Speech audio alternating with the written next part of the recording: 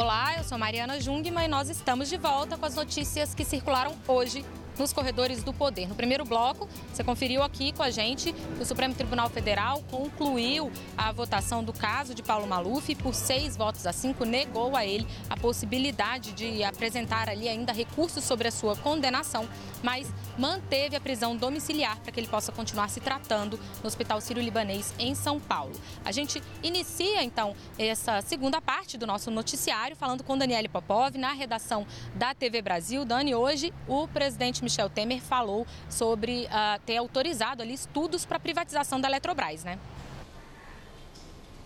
O presidente publicou em sua conta no Twitter um vídeo em que assina o decreto que autoriza o início dos estudos para a capitalização da Eletrobras assim que o projeto for aprovado pelo Congresso Nacional. Esta semana nós falamos aqui nos Corredores do Poder que a privatização da Eletrobras foi o tema principal de uma reunião convocada pelo presidente Michel Temer com a base aliada na Câmara dos Deputados. O ministro da Secretaria de Governo, Carlos Marum, disse hoje que o texto do decreto é um texto vacinado contra intrigas. Marum também reforçou a necessidade de privatização da estatal. O ideal, o mais correto nesse momento é que essa capitalização aconteça através de recursos da iniciativa privada. E é por isso que nós vamos nos dedicar, porque em caso contrário, o governo terá que no ano que vem fazer essa capitalização e serão aí 10, 15 bilhões a mais retirados da saúde, da educação, da segurança pública, coisa com a qual nós não concordamos. O governo espera aprovar em maio a proposta no Congresso e até o final do ano realizar essa capitalização da Eletrobras. Mariana. Dani, mas a principal empecilho aí para o andamento dessa proposta no Congresso é justamente o fato de que o Congresso quase não tem votado nada, tem tido um andamento muito lento, né, nas votações, tanto no Senado como na Câmara. O relator desse projeto aí, inclusive o deputado José Carlos Aleluia, cogitou pedir que ele desistam de tentar votá-lo na comissão especial para levar diretamente ao plenário da Câmara dos Deputados, mas ele não fez esse pedido ainda porque o próprio plenário da Câmara tem tido dificuldade ali de alcançar quórum e fazer votações mais relevantes nesse momento. Vamos ver se a partir da próxima semana os deputados conseguem destravar aí essas votações. Congresso já meio em clima aí também de ano eleitoral, então com dificuldade em geral de alcançar quórum, vencer obstruções da oposição, enfim. Vamos ver se a partir da próxima semana o Congresso consegue desbloquear aí essas votações. Bom, ainda falando de Congresso, eu volto a falar agora com a Jéssica Gonçalves. Jéssica, você tem informações para a gente sobre o Congresso e começa justamente pelo Conselho de Ética da Câmara dos Deputados, né? Exatamente, Mari. O Conselho de Ética da Câmara arquivou ontem o pedido de processo disciplinar contra a deputada Érica Cocai, do PT do Distrito Federal. A representação feita pelo PR argumentava o seguinte, que Érica Cocai teria cometido calúnia e difamação ao criticar em plenário, em novembro do ano passado, deputados a favor do arquivamento das denúncias de corrupção contra o presidente Michel Temer e o próprio presidente. O relator do processo, o deputado Adilton Sacchetti, do PRB, defendeu o arquivamento, afirmando que o processo seria inconstitucional por causa da imunidade parlamentar. E agora é outro assunto, mas ainda sobre o Congresso Nacional, o Senado Federal aprovou o projeto de lei que regula o fornecimento de água por fontes alternativas e retira a exclusividade no abastecimento pelas concessionárias.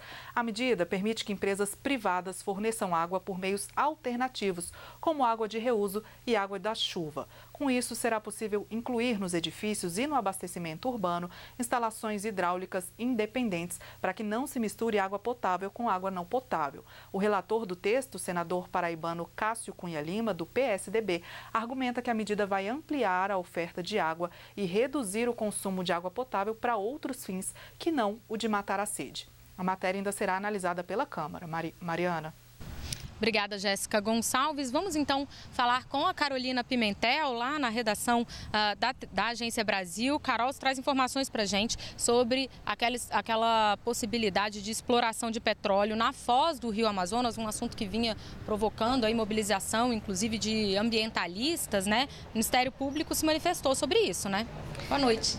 Boa noite, Mariana. Boa noite a todos. Isso, o Ministério Público se manifestou, o Ministério Público Federal no Amapá, e, olha, recomendou que o IBAMA negue a licença para a exploração de petróleo na foz do Rio Amazonas.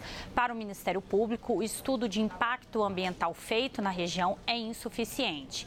O pedido de exploração foi feito pela petrolífera Total em 2017. Uma equipe de cientistas a bordo do navio Esperança, da organização não governamental Greenpeace, documentou a existência dos chamados corais da Amazônia na área da possível exploração de petróleo, que fica a 120 quilômetros da costa norte do Brasil.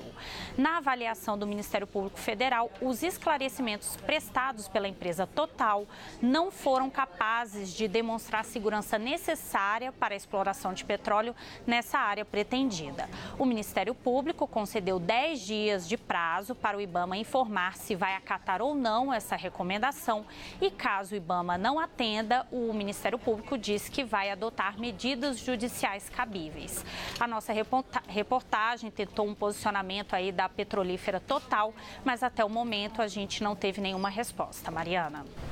Obrigada, Carolina Pimentel. E olha, no primeiro bloco a gente noticiou aqui que hoje o Tribunal Regional Federal da 4ª Região negou ali os recursos de José Dirceu e o que pode possibilitar a prisão dele, né? Vai caminhando aí para a conclusão do processo dele em segunda instância. E aí, agora há pouco, eu acabei de receber aqui, o ministro Dias Toffoli também negou um pedido de José Dirceu para que ele não possa ser preso, então, após a conclusão de seus recursos na segunda instância.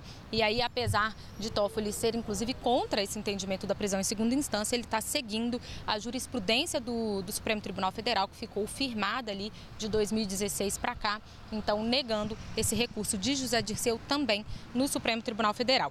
Bom, a gente fala agora de Venezuela com Daniele Popov, lá na redação da TV Brasil. Dani, uma comissão sobre aquela medida provisória que trata do acolhimento dos migrantes lá da Venezuela, está em Roraima, ou vai a Roraima, né?